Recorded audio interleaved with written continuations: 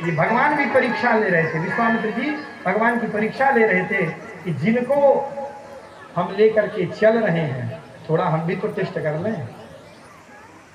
तो ये इस वन से जाएंगे, इसमें ताटका रहती है, और घूम करके जाएंगे, लंबा रास्ता है लेकिन उसमें ताटका नहीं है। भगवान ने कहा कि समय बचा करके गुरुजी हम इसी से चलेंगे। भगवान बात करते हुए चल रहे थे, इसी बीच में ताटका को विश्वामित्र जी ने देखा है, और ताटका को देख करके विश्वामित्र जी महाराज बताते हैं कि हे रघुनंदन रामभद्र, आप देखो यही ताटका है जिसके विषय में मैं बता रहा था। बड़ा लंबा प्रसंग में सार में बोल रहा हूं, और गोस्वामी जी महाराज भी इसको सार में ही निपटा रहे हैं। चली जात मुनि दीन दिखाई, सुनी ताड़का क्रोध कर भाई।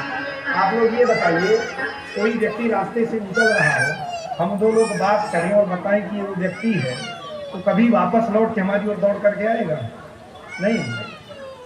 तो महर्षि वाल्मीकि इसका प्रकाश करते हैं और कहते हैं कि जैसे ही भगवान को बताया, सावधान करने वाले थे, इससे युद्ध करने की ये योजना है, आप ये बाण छोड़िएगा। भगवान ये सब सुनने के पहले ही अपने धनुष की प्रत्यंचा को चढ़ाए हैं और जोर से खींच करके एक टंकार की है। उस टंकार को सुन करके सुन ताड़का क्रोध पूर्वक, मुझे चुनौती देने वाला इस वन में कौन है? वात्सल्य से परिपूर्ण से विश्वामित्र जी महाराज कुछ समझ नहीं पाए, उसी में दौड़ करके ताड़का नजदीक में आई है, और भगवान कौतुक कर रहे हैं, देख करके उसे मुस्कुरा रहे हैं। श्री विश्वामित्र जी महाराज ने मंत्र शक्ति से एक हुंकार किया है और ताड़का को रोक दिया।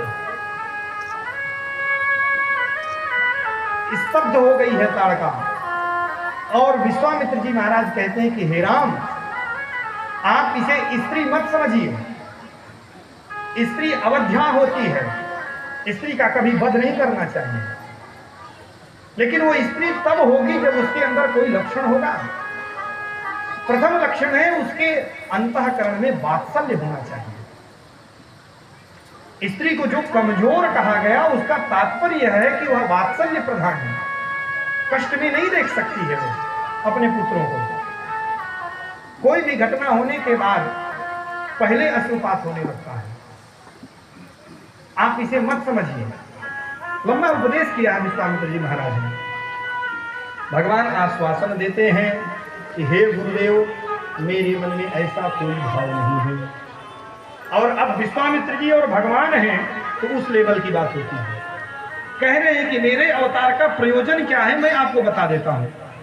गो ब्राह्मण हितार्थाय देशस्य हिताय च तव चैवा प्रमेयस्य वचनं कर्तुमुद्यतः। हे गुरुदेव, मैं जब भी इस धरा धाम का जो घी मिल रहा है, तो भगवान जाने क्या है, उसकी व्याख्या में काय करूं।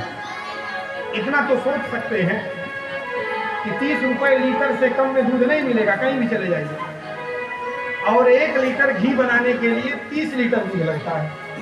1000 रुपए का दूध आपका, और आपको बाजार में ऐसा कौन सा उदार मना आ गया व्यापारी अपना इतना नुकसान करते हुए 600 रुपए में दूध दे रहा है, घी दे रहा है। विधिहीनस्य यज्ञस्य सद्यः कर्ता विनश्यति। विधि से रहित जो यज्ञ किया जाए, उसका जो भी कर्ता होता है उसका अहित ही होता है, उसके संकल्प पूर्ण नहीं होते।